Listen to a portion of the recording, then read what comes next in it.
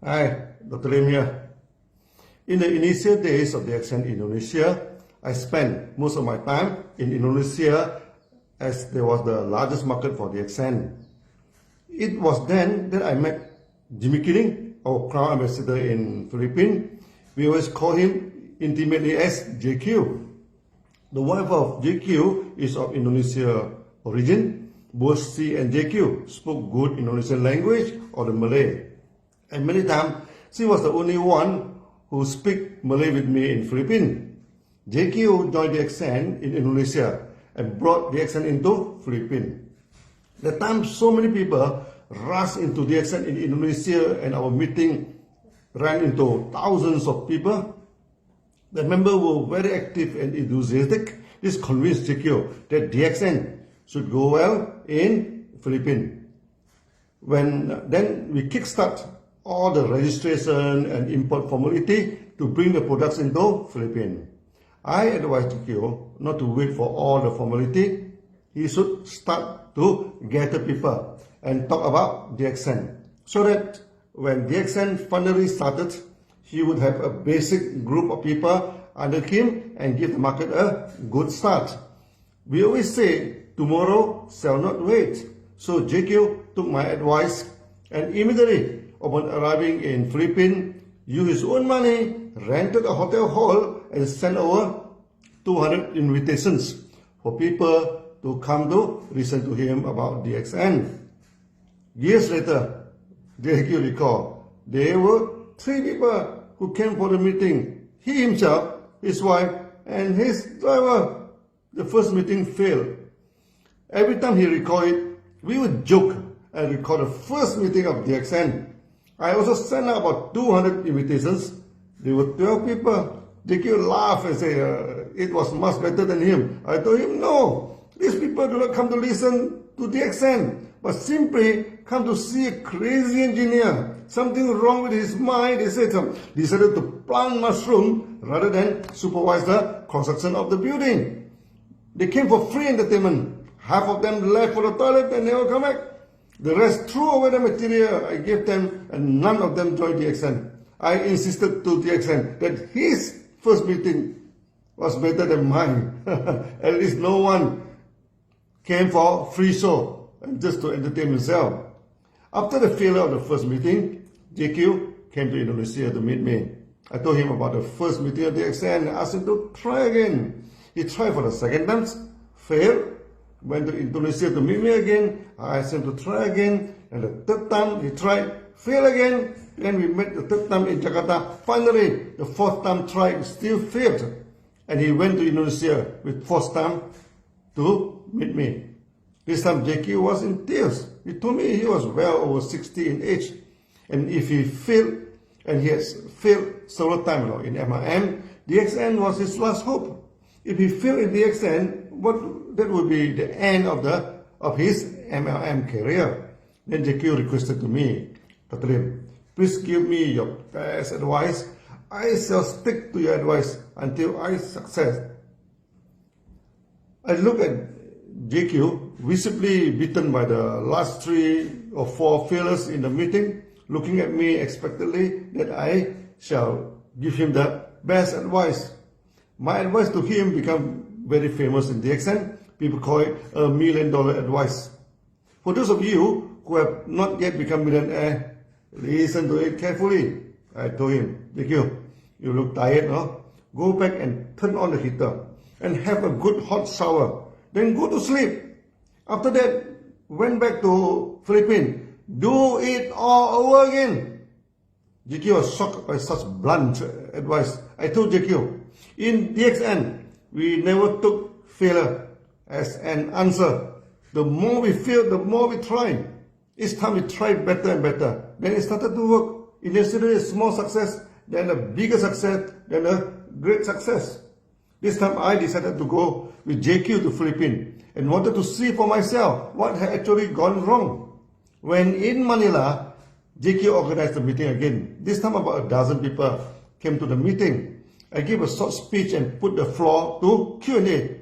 In DXN, Q&A is always important. As from Q&A, we can know what is the expectation and the concern of the members. After a few questions, immediately I identified the problem. In Philippines, all health food companies are collapsing at that time. Due to currency meltdown, as told not as bad as Indonesia, but the peso has been devalued for half of its former value. Many MLM companies, especially the health food company, increase the price double and triple the original one. The market simply could not absorb it, and started to fail. The aloe vera company from US failed, the Lindsay company from Taiwan failed, the bee pollen company from Singapore failed, the health food company from Australia also failed. The audience asked me, those companies from advanced countries, like the US, Australia, and even Singapore have failed. What was the chance for a developing country like Malaysia to succeed? They were making a sensible question. If the health food from all those advanced countries all failed, what were the odds that the health food from Malaysia could survive in the market? It was apparent that at the time, the health food industry in the Philippines had collapsed. And if we launched the health food at that moment, the chances of failure was very high. In the marketing training in DXN, we always advise not to go against the tide. So continue to launch health food in the Philippines at the time is suicidal. But DXN is a health food company. At that time, our main products were RG and GL. In Indonesia, the market is purely on RG and GL. If we take away RG and GL at the time, DXN ceased to exist. Facing the audience at the time, thoughts fly through my mind. What should I handle the situation now? In the training of Sunya, we always say that we need to reset our mind.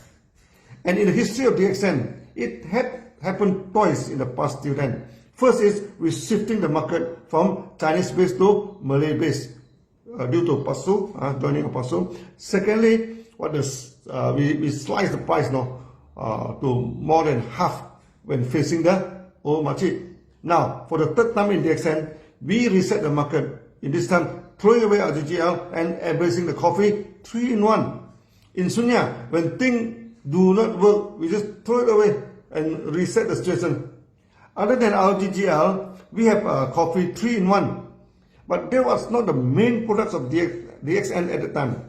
The making of DXN coffee is more accidental than due to good planning. In Malaysia, we love to drink coffee. The member keep asking why not the company produce a coffee. During the meeting, member could drink DXN coffee. As a result, DXN produced a coffee just to entertain the members. The profit from the coffee was very poor and sometimes making losses. It was the adopted son in DXN, not the pure breed, like Genonoma. Now we know coffee has very good health effects, but at that time, coffee was having a bad reputation. None of the health food company produced coffee, and DXN is the only one in the market. And we just drink coffee, never talk about it. If you go through my early presentation of Genotherapy, coffee is nowhere to be found. Thoughts flash quickly through my mind when I was facing the audience. Okay, if I did away RG and GL, coffee was the only choice left now. Will people laugh at us, a health food company selling coffee? Will people laugh at me again, who turn lunatic and do something crazy? At the end of the day, I decided a bad choice was better than no choice. If we do away with RG and GL and do not want to promote coffee, we left with no choice. If I promote coffee, that was a very bad choice for a health food company, but it has a joy at least now. A stupid choice was better than no choice. Then I asked our audience, did you all love to drink coffee? That was a stupid question. Filipino is like the Malaysian. Coffee is their second life. In the village of Malaysia, when you visit any family, the first thing they do is prepare a cup of coffee to you. You better drink it now. Refusal to drink is almost like declaration of war. If you do not drink, the friendship ends. If you drink it, then immediately we are brothers and anything under the sun is negotiable. I told the crowd, cheers, drink coffee, and you can become a millionaire. This became a famous quote for DXN in the market. I asked the audience to list down what type of drinks they bought for the family. then use the same amount of money, to buy DXN coffee, then you will not have, if you don't have enough money, one sachet of coffee can make into several cups if you wish. If you wish. Our coffee is real coffee. Even when you make it to 10 cups, it still tastes like coffee. The audience loved the idea, and almost all of them joined DXN. We started to greet each other, cheers, drink DXN coffee, and become a millionaire. Filipino turned into a frenzy about DXN coffee. I saw many of them did not throw away the empty sachet, and brought it to their friend and let their friend smell the good aroma of DXN coffee. Many people loved the aroma and decided to try it. I told them about the raw egg coffee shake of Indonesia. Who believe that raw egg has superpower? Always put raw eggs into many types of foods, and make tasty coffee egg shake. One resident even came out as a special menu and become an instant hit in Philippines. Malaysian members love to marinate the chicken with coffee and produce DXN Lingzi coffee chicken. Some cafe try it and become a good talking point in the market in Philippines too. The experience in Indonesia was repeated in Philippines. Many M&M companies are stunned by the economic meltdown and rejection of health food in the market. Coffee is much cheaper than any health food. People can have major products of less than $5 at the time. It was cheap and affordable. And the idea that you can involve in M&M simply by drinking coffee sells like hotcakes in the market. Suddenly, members flocked into DXN Philippines, sales picked up and soared through the roof. Philippines became our major market until this day.